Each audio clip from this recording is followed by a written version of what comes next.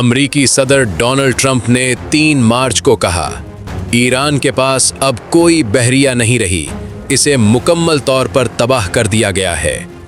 یہ بیان ایسے وقت میں دیا گیا جب صرف 48 گھنٹوں کے اندر ایران کے بحری بیڑے کو شدید تباہی کا سامنا کرنا پڑا۔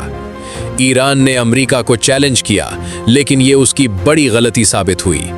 بم اور میزائلوں کی بارش ہوئی اور صرف 2 دنوں میں ایران کا تقریباً پورا بحری بیڑا ختم کر دیا گیا۔ ایران کے لیے یہ ایک تاریخی شکست ہے اور حالات اس کے لیے مزید خراب ہوتے جا رہے ہیں۔ ابتدائی امریکی اور اسرائیلی حملوں میں ایران کی قیادت کے کئی اہم افراد مارے گئے۔ اس کے جواب میں ایران نے کئی امریکی فوجی اڈوں پر حملے کیے۔ امریکہ نے جواب میں کہا کہ اگر تم نے ہمارے اڈوں پر حملہ کیا ہے تو ہم تمہاری پوری بحریہ تباہ کر دیں گے۔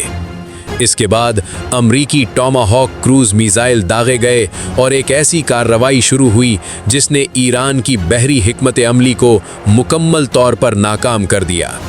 نتیجہ یہ نکلا کہ ایران کے 11 جنگی جہاز تباہ ہو گئے، کئی حملہ آور آبدوزیں بھی ختم ہو گئیں اور امریکی حملوں نے ایران کو شدید نقصان پہنچایا۔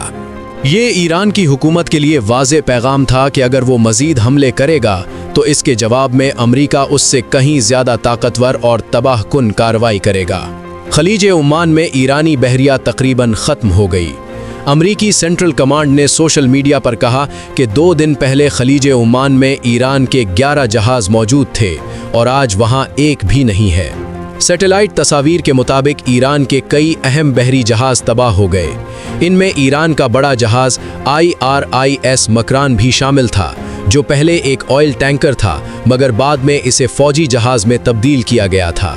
اس پر ہیلی کاپٹر بھی چل سکتے تھے اور اس کا وزن تقریباً 1,20,000 ٹن تھا۔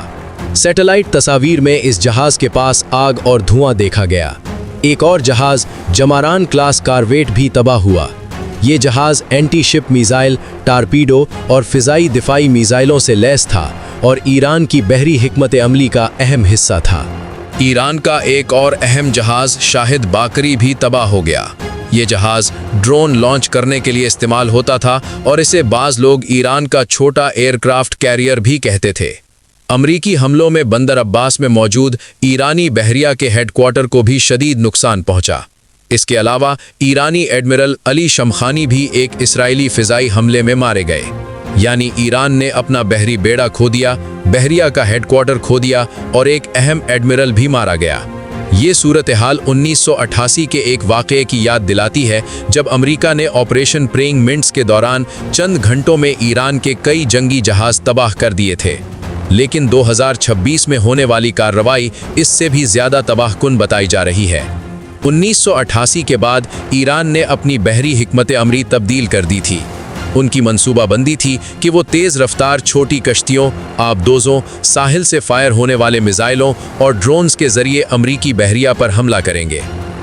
لیکن امریکہ نے جہازوں کو قریب لانے کے بجائے دور سے حملہ کیا۔ امریکی جنگی جہازوں سے ٹاماہاک میزائل داغے گئے جن کی رینج تقریباً 1600 کلومیٹر ہے۔ اس کے بعد جدید جنگی طیاروں نے بمباری کر کے باقی اہداف تباہ کر دیے۔ اس کارروائی کا ایک بڑا مقصد آبنائے ہرمز کو دوبارہ کھولنا بتایا جا رہا ہے۔ دنیا کے تقریباً 20% تیل کی ترسیل اسی راستے سے ہوتی ہے اور چین کے لیے تقریباً 45% تیل اسی راستے سے گزرتا ہے۔ ایران نے دھمکی دی تھی کہ وہ اس راستے کو بند کر دے گا، لیکن اس کی بحریہ تباہ ہونے کے بعد یہ امکان کم ہو گیا ہے۔ ایران نے دعویٰ کیا کہ اس نے امریکی طیارہ بردار جہاز ابراہم لنکن پر میزائل داغے، لیکن امریکہ نے تصاویر جاری کر کے بتایا کہ جہاز محفوظ ہے۔ ایران نے خلیجی ممالک جیسے قطر اور متحدہ عرب امارات پر تقریباً 400 میزائل اور 1000 ڈرون بھی فائر کیے۔ اس تنازع کی وجہ سے عالمی تیل کی قیمتوں میں اضافے کا خدشہ ہے۔ ایران کے ایک کمانڈر نے کہا کہ تیل کی قیمت $200 فی بیرل تک پہنچ سکتی ہے۔